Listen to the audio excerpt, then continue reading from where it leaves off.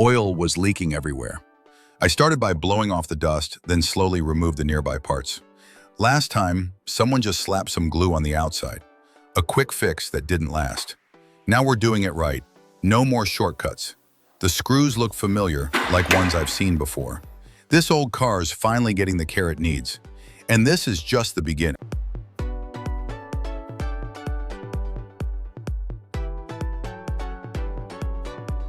Oil had been leaking from front to back, and when the car moved, it just spread everywhere. So we went ahead and took the whole part out. The engine, it's been through a lot. It's tired of constantly needing more oil. First step now, drain the old oil. Man, why is this thing so tight?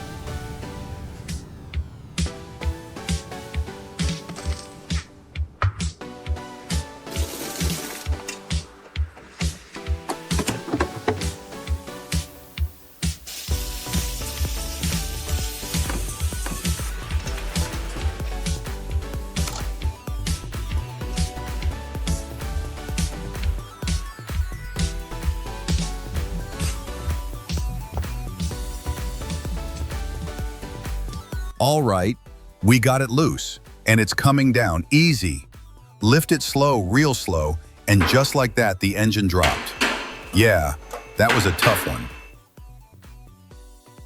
All right, we got it loose, and it's coming down easy. Lift it slow, real slow, and just like that, the engine dropped. Yeah, that was a tough one.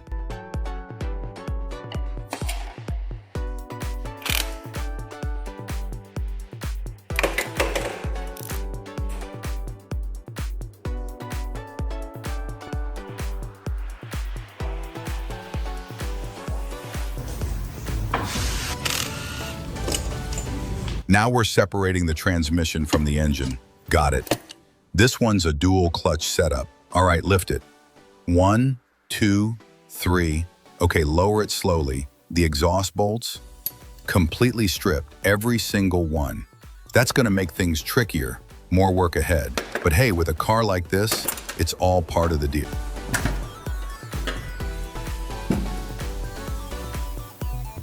Looks like the top part's all spinning. But whatever, we'll lift it up slow and steady. Some pieces were hard to lift, so in the end, we just dropped both down together. Yeah, just let it go. Now for the intake. The bolts on top were stripped and a few even snapped off underneath. So now we're welding onto the broken studs to try and pull them out.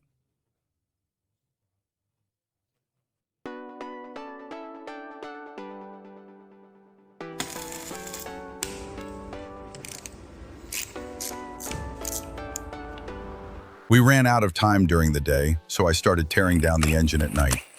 Once I got inside, it actually looked pretty clean, but this engine had a major rebuild before. They used a ton of sealant, way too much, and not the good kind either. It messed up the oil flow. Look at this. The oil strainer is full of water and packed with sealant.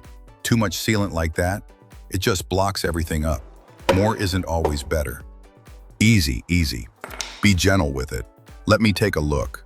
Yep, here's the reason for the oil leak. They put sealant on the head, but not enough. It's still wet in spots. See that gap? There's barely any sealant there. No wonder it kept leaking. They tried sealing it, but it didn't hold. Now we're lining everything up properly and getting ready for the next steps. And look, it's cold out and cylinder 4 is burning oil.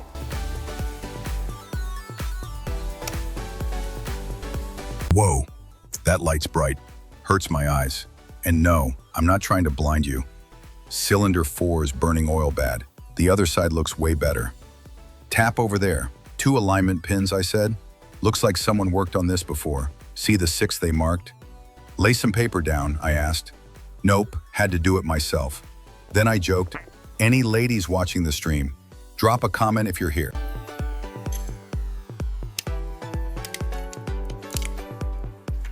Any girls watching? Turns out, yeah, there were. One joked, we're not here for muscles. Then what are you here for? Who doesn't love a muscle guy? Someone laughed. Or maybe a muscle uncle, another teased. Back to work. Relax your fingers, I said. Look at this. Just a bit of wear like it went through high heat. You said it was loud? It's not loud, I replied. Sounds pretty loud to me.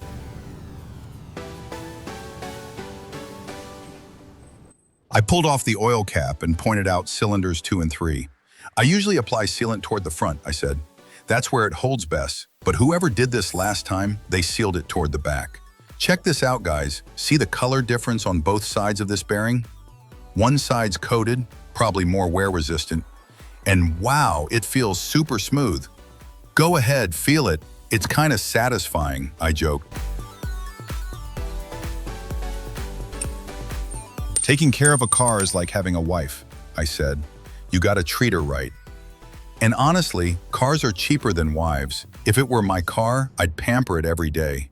Change the oil every 4,000 kilometers, not wait till 5,000.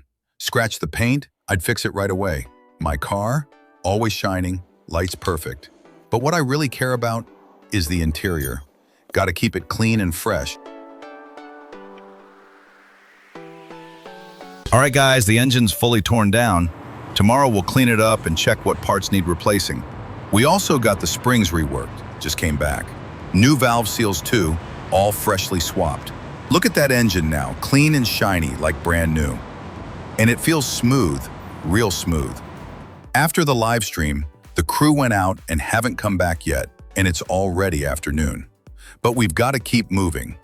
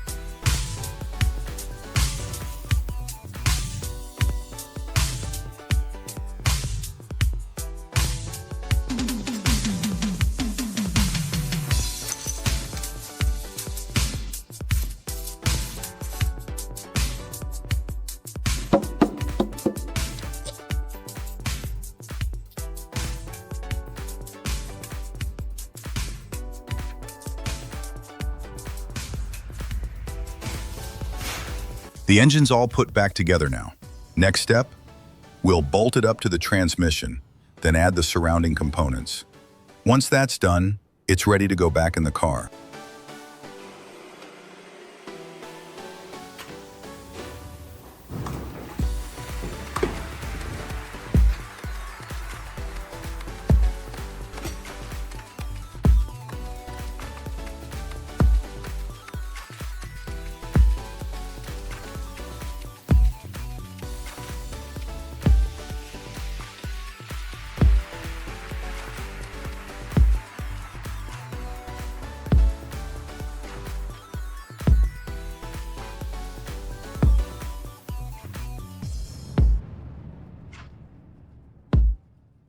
The engine's fully assembled and ready to go back in the car. But this mounting bracket, it's completely broken, snapped clean off. We'll replace it with a brand new one.